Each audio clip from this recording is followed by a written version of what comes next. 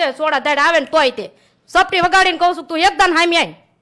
જય મુરલીધર મિત્રો, જય શ્રી રામ, જય હિન્દ. હું છું લાલો આહિર ને કીર્તિ પટેલ તારા બખવાટથી ને તારા બોલવાથી કઈ ફેર પડવાનો નથી. હવે એટલોય ફેર નહીં પડે ખજૂરભાઈ ને. આપણે ખજૂરભાઈ જાણીને તો ધન્યવાદ છે, ધન્યવાદ કે ભાઈ આવું સારું કામ આપણા દેશ માટે થઈને, આપણા ગરીબ લોકો માટે થઈને મિત્રો બનાવે. એટલે આ સત્ય હકીકત આપણે બતાવવા માટે આ કીર્તિ પટેલ ખોટે ખોટા આરોપ લગાડે ને એના માટે થઈને રૂબરૂ અમે મુલાકાત લીધી. બે અપંગ ભાઈઓ છે, એમના માટે અહીંયા મકાન બનાવ્યું છે. ભાઈની પહેલા તો આપણે ભાઈ સાથે સંવાદ કરીએ. ભાઈ તમારું નામ પહેલા તો જણાવજો. જયદીપભાઈ શૈલેષભાઈ. એમનો વિરોધ કઈ કરશો નહીં, ભગવાન બનીને અમારે આયા અને એ અમારા ભગવાન જ છે. વેદના અમે સમજવી, અહીંયા અમને પૂછે ખજૂરમાં આયા અમારા પાસે બેન પૂછ્યું અમને કેટલા તમે દુઃખી હો, અમને કેટલું અત્યારે સુવિધા કરી દીધી ખજૂરમાં, એમને કેટલું જીવન અમારું સુધરી ગયું. અત્યારે અમને કેટલું ઓલું હાલ લાગે છે, બેવી બહારની દુનિયા બધી ભાળવી છે મેં. તો કીર્તિ પટેલ આજે જે આ સત જેને છે ને, આ સત ન હોય અને જેને સત મળે ને એની કિંમત એને જ ખબર હોય છે. બાકી 20 વર્ષથી ખેતી કરે છે અને 12 મહિને 10 લાખ રૂપિયા કમાઈએ ને એ લોકો પોતાના ઘર નથી બનાવી શકા. એ નળિયાવાળા મકાનમાં રહે છે અને સીધો આ જયારે ખજૂરભાઈ આવા લોકોને તૈયાર કરી અને પીઓપી સાથે મકાન બનાવી દે ને એ વેદના એ લોકોને જ ખબર હોય છે. ખજૂર મામા અહીંયા હાજર જ રહેતા હતા, મકાન બનતું હતું ત્યાં સુધી. પછી અમને બધું પૂછ્યું હોય છે કે તમારે શું જોઈએ છે અને તમારે શું બનાવવું. અમે કીધું અમારે એક છત હોય ને તો સારું, અમારે પાણી પડતું એવી છતમાં એમ રહેતા હતા. એવામાં અમને આવીને એમને અમારા હાથ ઝાલીને અમને આ લાવ્યા અત્યારે. અને અમારી જિંદગી અત્યારે સવરી ગઈ એમ જ માનવી. અમે ભગવાન અમારા રૂબરૂ આવ્યા હોય અને અમને કેમ બાવડું ચાલીને એમ કીધું હોય કે આ ચાલો આપણે તમારી નવી દુનિયામાં, એવું જ અમને લાવ્યા. કે મારા ભાઈ વિશે જે કોઈ વિરોધ કરે છે ને એનું કોઈ જગ્યાએ નહીં સારું થાય એનું. અને એને તો આમ જીવશે ને ત્યાં સુધી જીવડા પડવાના છે એને. કેમ કે એ ગરીબના આડે પગે આવે છે. એને એ નથી જોતી કે ગરીબ લોકો કેવી રીતે જુએ. એને કહી તું એક વખત ગરીબના ઘરે જા અને તું પૂછ કે એમની પરિસ્થિતિ કેવી. જ્યારે અમારી પરિસ્થિતિ એવી હતી ને તેથી મારો ભાઈ ખજૂરભાઈ જ આવ્યો હતો અને એને જ મને કીધું બેન હવે તારા સોનાનો સૂરજ ઉગશે. ત્યારથી અત્યાર સુધી મારા માટે તો દિવસ એક પછી એક અસલ જ જવા માંડ્યા છે. કેમ કે મને એ નથી ખબર કે અત્યારે મારા દીકરા મારી પાસે વિકલાંગ છે એમ. એવું એમના હાથ પગ આપી દીધા છે એમને અને મને જીવવાની અસલ તક આપીને હું છેલ્લી ઓલીમાં હતી કે હવે હું મારા છોકરાને નહીં આગળ ઓલું કરી શકું. હું મરવાની કોશિશમાં હતી ત્યાં મને ભય મળી ગયા અને મને એમને કીધું કે મને બેન 77માં જ લાવ્યા છે અને હું અખંડ દીવો એ ભાઈ માટે કરતી હતી. એવી તો કઈ હોય છે, તને તો કોઈ અખંડ દીવો તો શું પણ અગરબત્તી ના કરે, હું તો એમ કહું છું. અને અમે તો જો એ ભાઈને ભગવાનને દીવો કરીને બોલાવતા હતા અને હાલે અત્યારે દીવો કરીને તું ભાઈનું નામ લઈને જાગું છું રોજ. અને તને તો શરમ થાવી જોઈએ નુગરીની. મને દાય ચડે તને હું કેવું એમ થાય, ઓળખતી નથી પણ હામી આવજે ચાર. મિત્રો હિસાબ કરો તમે. કીર્તિ પટેલ તારા મનમાં થોડીક પણ શરમ હોય ને તો તું બસ કર.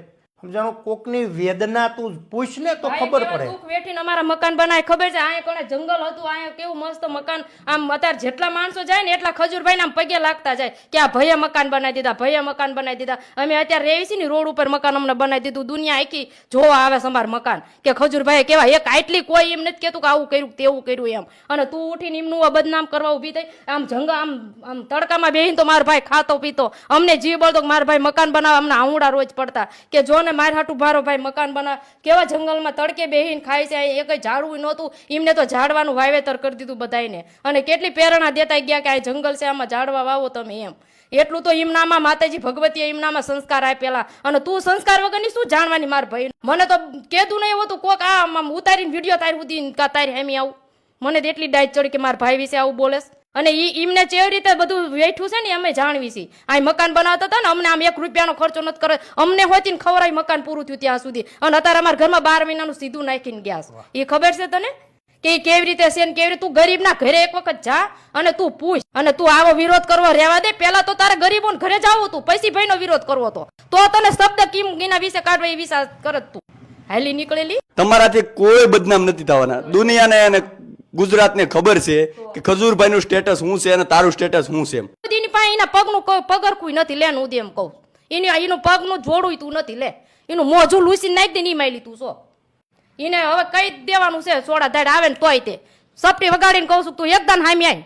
18 વર્ષને ખબર પડી ગઈ છે કે કીર્તિ પટેલ કેટલી ખોટી છે અને કેટલા આપણા ખજૂરભાઈના કામ બતાવ્યું. અમે નજર અહીં આવીને જોયું ને ત્યારે અમને ખબર પડી કે ખજૂરભાઈનું કેવું કામ છે. આને શરમ નથી પોગતી કોઈની કે મારા ભાઈ જેવા ભગવાન જેવાનું બદનામ કરવા નીકળી પડી. તને શરમ થવી જોઈએ. કેટલાય બહેનોનો ભાઈ છે, કેટલાય માયુનો દીકરો છે.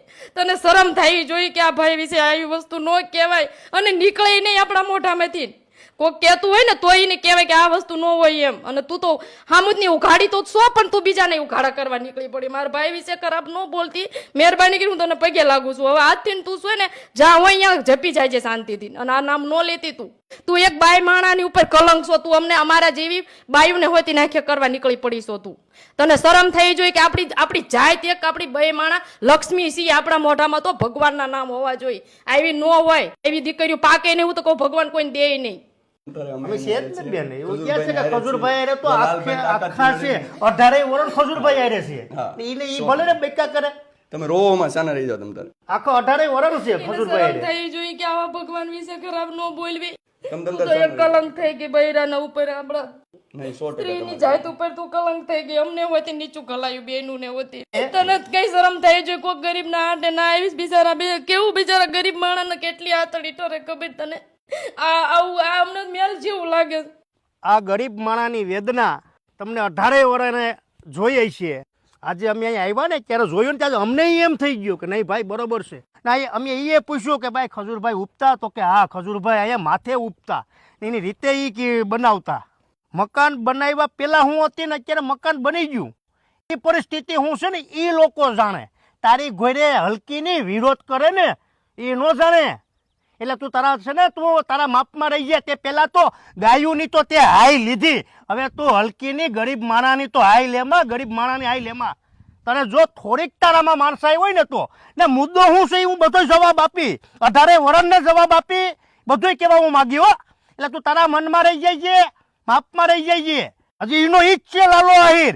જરૂર પડી ને તો ખજૂરભાઈ માટે મરવું પડશે ને તો મરવા એ તૈયાર છું હું.